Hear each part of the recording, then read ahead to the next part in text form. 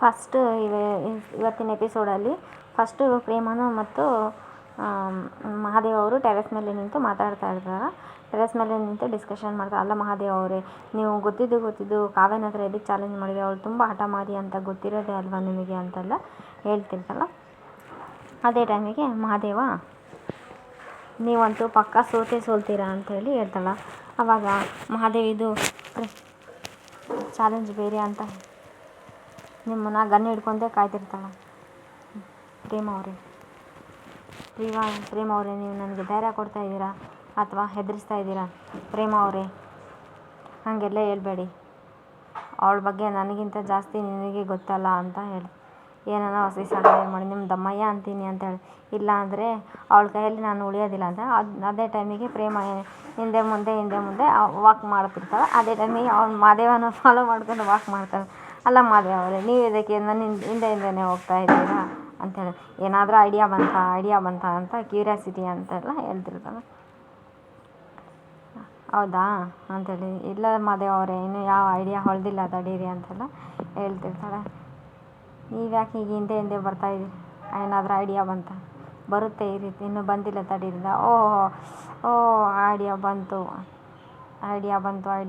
ಅಂತ, ಅದಕ್ಕೆ ಪ್ಲೀಸ್ ಯೋಚನೆ ಮಾಡಿ ಅಂತ ಹೇಳಿ ಓ ಐಡಿಯಾ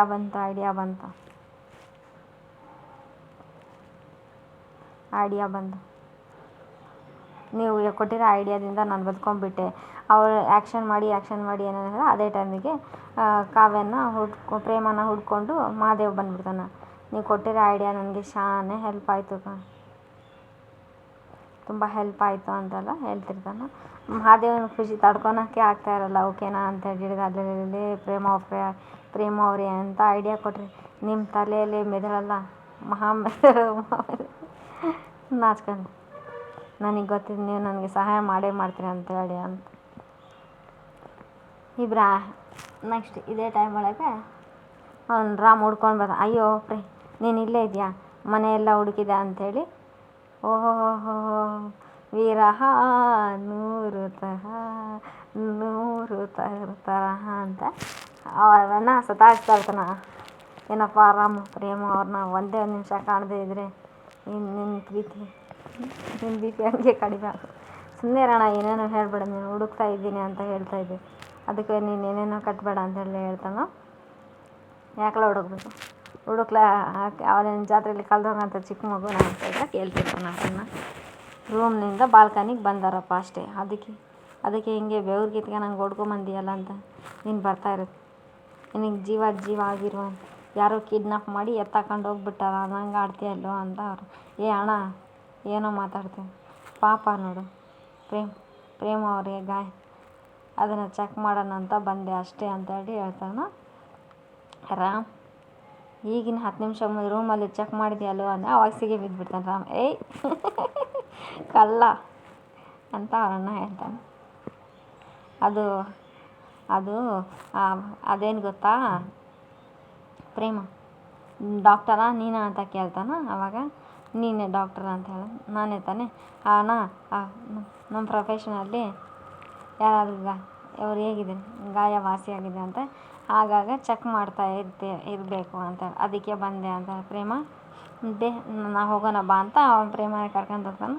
ಆ ರನ್ನಾಗ ಏನೋ ಸನ್ನೆ ಮಾಡಿ ವಾರ್ನ್ ಮಾಡಿ ಸತಾಯಿಸ್ಬೇಡ ಅಂತೇಳಿ ವಾರ್ನ್ ಮಾಡ್ತಾನೆ. ಓ ನಡಿ ಪ್ರೇಮ ಅವರೇ, ಲೋ ರಾಮು,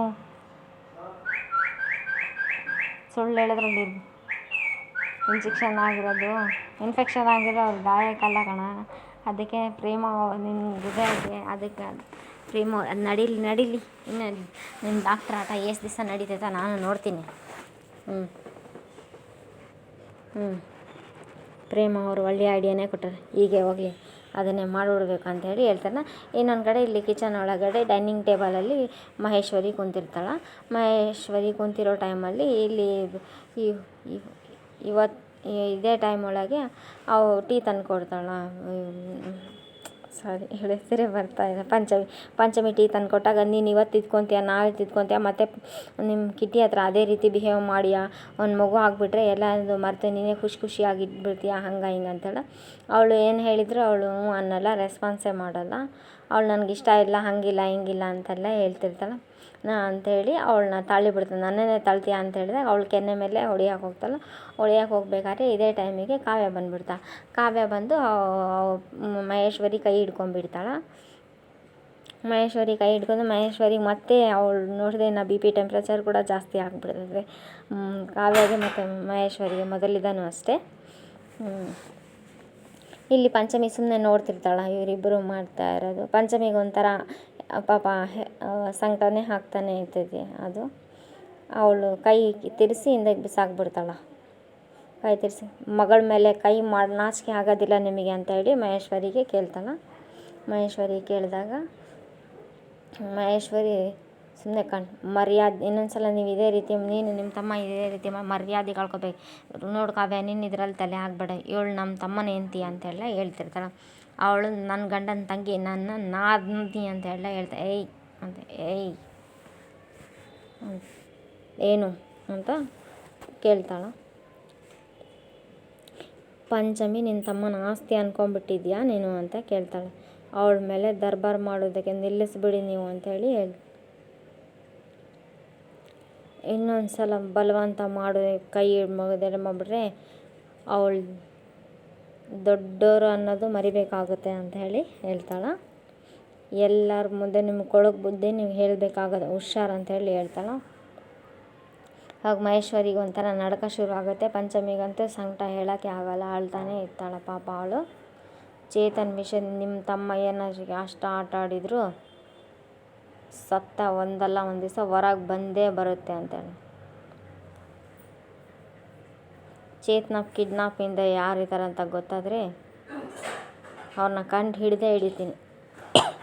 ಆವಾಗ ನಿಮ್ಮ ಪರಿಸ್ಥಿತಿ ಹೇಗಿರುತ್ತೆ ಅಂತ ಯೋಚನೆ ಮಾಡಿ ಒಮ್ಮೆ ಅಂತ ಹೇಳಿ ಹೇಳ್ತಾಳೆ. ಪಂಚಮಿ ಹತ್ರ ನಿಮ್ಮ ಬೇಳೆ ಬೇಯೋದಿಲ್ಲ ಹುಷಾರು ಅಂತ ಹೇಳಿ ಹೇಳ್ತಾಳೆ. ಪಂಚಮಿ ನಿನ್ನ ಮನೆಯಲ್ಲಿ ಯಾರಿಗೆ ತೊಂದರೆ ಕೊಟ್ಟರು ನಿನ್ನ ಅತ್ತಿಗೆ ಇದ್ದಾಳೆ ಅನ್ನೋದು ಮರಿಬೇಡ ಅಂತ ಹೇಳಿ ಹೇಳ್ತಾಳೆ. ನಿನ್ನನ್ನು ಯಾರಾದರೂ ಮುಟ್ಟಕ್ಕೆ ಬಂದರೆ ನಿನ್ನ ಅಣ್ಣನ ಥರ ನಿನ್ನ ಅತ್ತಿಗೆ ಮುಟ್ಟೋಕೆ ಬಂದರೆ ಕೈ ಕತ್ತರಿಸ್ಬಿಡ್ತಾಳೆ. ಪಂಚಮಿ ಮಹೇಶ್ವರಿಗೆ ಮತ್ತೆ ನಡುಕ ಶುರು ಆಗುತ್ತೆ. ಏನಪ್ಪ ಇದು ಹಿಂಗಾಯ್ತಲ್ಲ ಅಂತ ಅವಳಿಗೂ ಸ್ವಲ್ಪ ಅನಿಸುತ್ತೆ.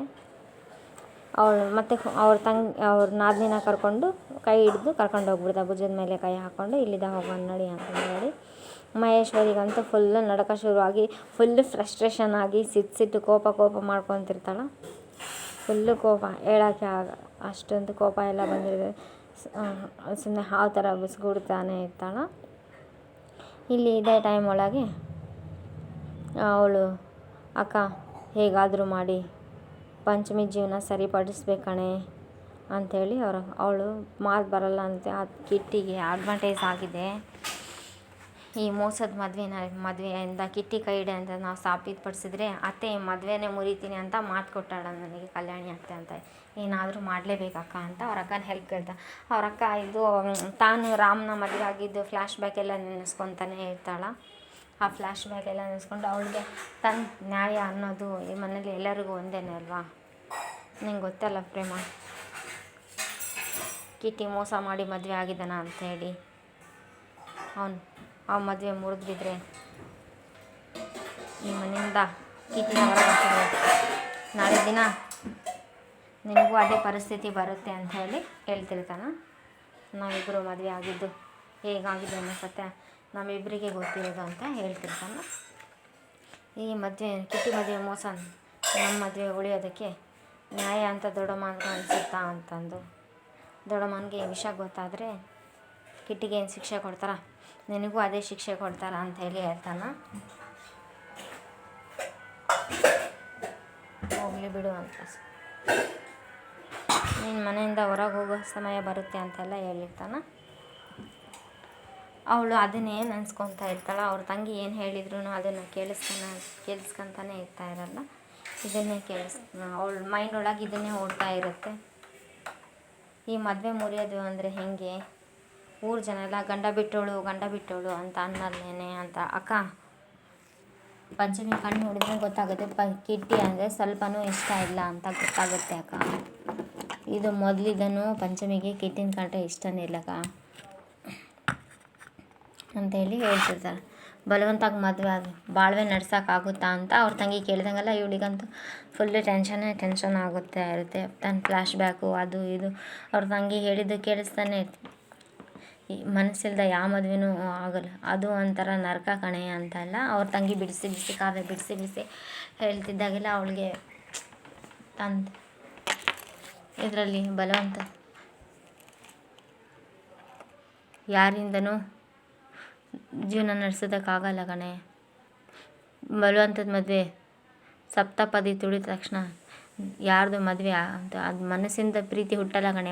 ಪ್ರೀತಿ ಯಾವತ್ತು ಮನಸ್ಸಿಂದ ಹುಟ್ಟಬೇಕಿಲ್ಲ ಅಂದರೆ ಒಬ್ರಿಗೊಬ್ರು ಜೀವನ ಪೂರ್ತಿ ಸ್ಟ್ರೇಂಜರ್ ಥರ ಬದುಕಬೇಕಾಗುತ್ತೆ ಕಣೆ ಅಂತೆಲ್ಲ ಅವ್ರ ತಂಗಿ ಹೇಳ್ದಂಗೆಲ್ಲ ಇವಳಿಗೆ ತಾನು ರಾಮನ ಬಿಟ್ಟೋಗ್ಬೇಕಲ್ಲ. ಪ್ರೀತಿ ಇಲ್ಲದ ಮದುವೆ ಪ್ರಾಣ ಇಲ್ಲದ ದೇಹ ಇದ್ದಂಗೆ ಕಣೆ ಅಕ್ಕ ಅಂತ ಎಲ್ಲ ಹೇಳ್ತಿರ್ತಾಳೆ. ಅದನ್ನು ಈ ಮನುಷ್ಯರು ಯಾವಾಗ ಅರ್ಥ ಮಾಡ್ಕೊತಾರೋ ಏನೋ ಅಂತೆಲ್ಲ ಹೇಳ್ತಿರ್ತಾಳೆ. ಈ ಪಂಚಮಿಗೆ ನ್ಯಾಯ ಕೊಡಿಸೋವರೆಗೂ ನಾನಂತೂ ಸುಮ್ಮನೆ ಇರಲ್ಲ ಅಂತೆಲ್ಲ ಹೇಳ್ತಾಳೆ. ಇಲ್ಲಿದ್ದ ಅವಳು ಪ್ರೇಮಂದ ಕಾವ್ಯ ಹೊರಗಡೆ ಹೋಗ್ಬಿಡ್ತಾಳೆ. ಇಲ್ಲಿ ಪ್ರೇಮ ಅದನ್ನೇ ಟೆನ್ಷನ್ ತಗೊಂಡು ಅದನ್ನೇ ಆಲೋಚನೆ ಮಾಡ್ತಿರ್ತಾಳೆ. ತಾನು ರಾಮ್ಗೆ ಸುಳ್ಳು ಹೇಳಿ ಮದುವೆ ಆಗಿರೋದು ಅದೆಲ್ಲದು ನಾನು ಹೀಗೆ ಮಾಡಿದ್ದೀನಲ್ಲ, ಅಲ್ಲಿ ಎಂಥ ವಿಪರ್ಯಾಸನೆ ಕಾವ್ಯ. ಪಂಚಮಿ ಜೀವನನ್ನೇ ಸರಿಪಡಿಸ್ಬೇಕು ನಿನಗೆ ತನ್ನ ಅಕ್ಕನ ಮದುವೆನೇ ಸುಳ್ಳಿಂದ ಆಗಿದೆ ಅಂತ ಗೊತ್ತಿಲ್ವಲ್ಲೇ ಅಂತೇಳಿ ಹೇಳ್ತಾಳೆ. ನಾನು ಯಾರನ್ನ ಮದುವೆ ಆಗಿದ್ರು ಕೂಡ ಸುಳ್ಳಿದ್ದಾನೆ, ರಾಮನ ಮದುವೆ ಆಗಿರೋದು ಕೂಡ ಸುಳ್ಳಿಂದಾನೆ ಅಂತ 100% ಸತ್ಯ ಕಣೆ. ಪ್ರೀತಿ ಪಡ್ಕೊ, ಯಾರನ್ನೂ ಬಲವಂತವಾಗಿ ಪ್ರೀತಿಸೋ ಹಾಗೆ ಮಾಡೋಕ್ಕಾಗೋದೇ ಇಲ್ಲ ಕಣೆ ಅಂತೆಲ್ಲ.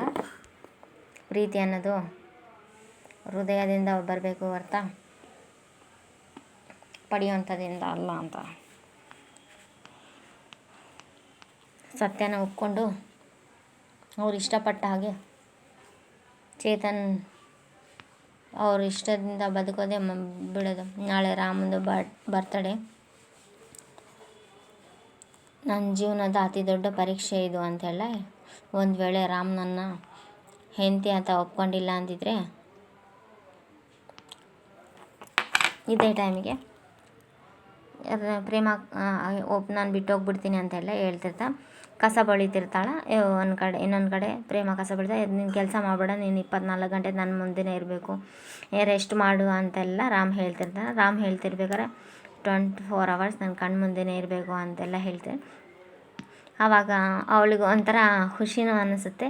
ಬಟ್ ಆದರೂ ಪ್ರೀತಿ ಇರೋದನ್ನು ವ್ಯಕ್ತಪಡಿಸಲ್ಲ, ತೋರ್ಪಡಿಸ್ಕೊಳಲ್ಲ ಅವನು ರಾಮ್. ನಾನು ನಿನಗೋಸ್ಕರ 24 ಗಂಟೆ ನಿನಗೋಸ್ಕರ ನಿನ್ನ ಕಣ್ಣು ಮುಂದೆನೇ ಬಾ, ಯಾಕೆ ರಾಮ್ ಅಂತ ಕೇಳ್ತಾಳೆ. ಅದು ಅಂತ ಅವ್ನು ಗೊಣಗ್ತಾ ಇರ್ತಾನೆ. ಅದು ಮೆಡಿಕಲ್ ಪಾಯಿಂಟ್ ವ್ಯೂವಿಂದ ಹೇಳಿದ್ದು. ನೀನು ಪೇಷಂಟ್, ನಾನು ಡಾಕ್ಟ್ರು. ಪೇಷಂಟ್ಗೆ ಯಾವಾಗ ಏನಾಗುತ್ತೆ ಅಂತ ಗೊತ್ತಾಗಲ್ಲ ಡಾಕ್ಟ್ರಿಗೆ. ಹಾಗಾಗಿ ನಿನ್ನನ್ನು ಅಬ್ಸರ್ವೇಷನಲ್ಲಿ ಇಟ್ಟರೆ ಗೊತ್ತಾಗುತ್ತೆ.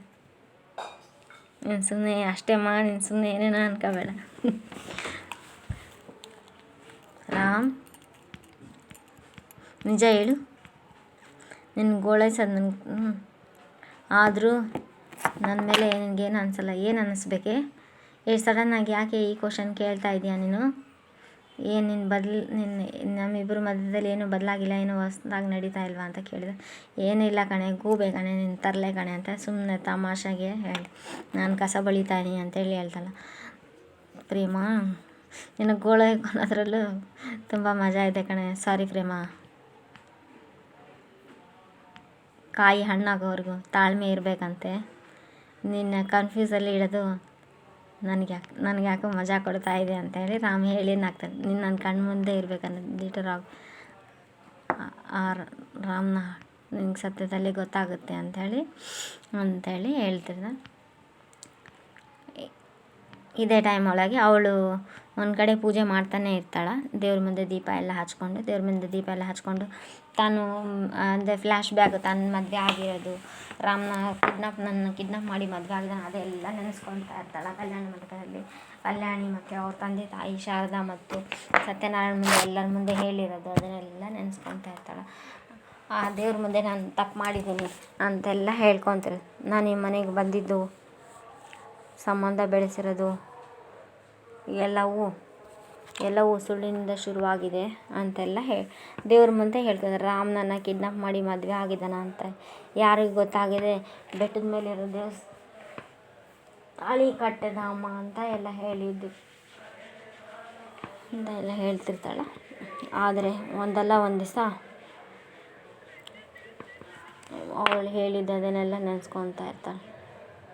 ಅವ್ರ ತಂಗಿ ಹೇಳಿದ್ದು ನೆನೆಸ್ಕೊತಾ ಇದ್ದು ದೇವರು ತಪ್ಪಾಯಿತು, ನಾನು ಹೀಗೆಲ್ಲ ಮಾಡಬಾರ್ದಿತ್ತು ಅಂತ ಎಲ್ಲ ಹೇಳ್ಕೊತಾರೆ.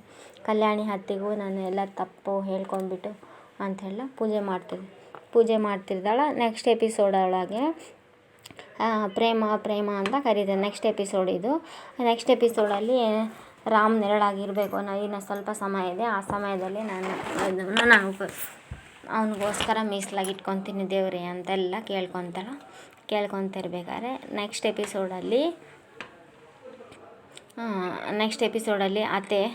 ಅತ್ತೆ ನಿಮಗೆ ನೆನಪಿದೆನಾ, ಇದು ಎಲ್ಲಾದ್ರಿಂದ ಕಿಟ್ಟಿ ಕೈವಾಡ ಇದೆ ಅಂತ ಸಾಬೀತಾದರೆ ನೀವು ನನಗೊಂದು ಮಾತು ಕೊಟ್ಟಿದ್ದು, ಕಿಟ್ಟಿ ಇದೆಲ್ಲ ಮಾಡಿದ ಈ ನನ್ನ ಮಗಳು ಈ ಮೋಸದ ಮದುವೆ ಅಂತ ಹೊರಗೆ ಬರ್ತಾ ಅಂದಾಗ ಮಹೇಶ್ವರಿ ಮಗಳು ಗಾಬರಿ, ನಾನು ನಿನಗೆ ಕೊಡ್ತಾರೆ ಮಾತಂದಾಗ ಗಾಬರಿ, ನಿನ್ನ ಪ್ರಾಪರಾಗಿ ಐರನ್ ಮಾಡಿಲ್ಲ ಅಂತ ಐರನ್ ಮಾಡುವಾಗ ಬಟನ್ ಇತ್ತಲ್ಲ ಅಂತಂದರೆ ನಿನ್ನ ಮಾತಿನ ಅರ್ಥ ನಾನು ಬಟನ್ ಕಿತ್ತೀನ ಅಂತ ಹಾಗಿಲ್ಲ ನಾನು ಕೋಪ ಮಾಡ್ಕೊ 2 ನಿಮಿಷದಲ್ಲಿ ಒಂದು ಚೂಡಿದಾರ ಏರಿಸ್ತಿರ್ತಾನೆ, ಶರ್ಟ್ ಬಿಚ್ಕೊಳ್ಳೋ ಹೊಲಿತೀನಿ ಅಂತ. ಅದೆಲ್ಲ ಚಾನ್ಸೇ ಇಲ್ಲ, ನನಗೆ ಹಾಸ್ಪಿಟಲಿಗೆ ಲೇಟ್ ಆಗ್ತದೆ, ಹಿಂಗೆ ನಿಂತ್ಕೊತೀನಿ, ಹಿಂಗೆ ಹೊಲಿ ಅಂತಂದೇಳಿ ಹೇಳಿದಾಗ ಅವಳು ಹೊಲಿತಾನೆ ಇದ್ದಾಳೆ.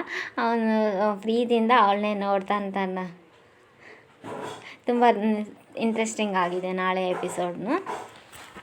Please like, share, comment my channel. Okay, ನಿಮ್ಮ ನೆಚ್ಚಿನ ಸೀರಿಯಲ್ ನಿಮ್ಮ ಜೊತೆ. ಪ್ಲೀಸ್ ಹಾಗೆ ಒಮ್ಮೆಲೆ ಎಲ್ಲರೂ ಲೈಕ್ ಮಾಡಿ, ಕಾಮೆಂಟ್ ಕೊಡಿ ಹಾಗೂ ಫುಲ್ ವಿಡಿಯೋ ವಾಚ್ ಮಾಡಿ, ಯಾರು ವಿಡಿಯೋ ಸ್ಕಿಪ್ ಮಾಡಬೇಡಿ. Thanks for watching. ಓಕೆ, ನಾಳೆ ಎಪಿಸೋಡ್ ಅಂತೂ ತುಂಬ ಇಂಟ್ರೆಸ್ಟಿಂಗ್ ಆಗಿದೆ. ಒಮ್ಮೆ ಲೈಕ್ ಮಾಡಿ, ಕಾಮೆಂಟ್ ಮಾಡಿ.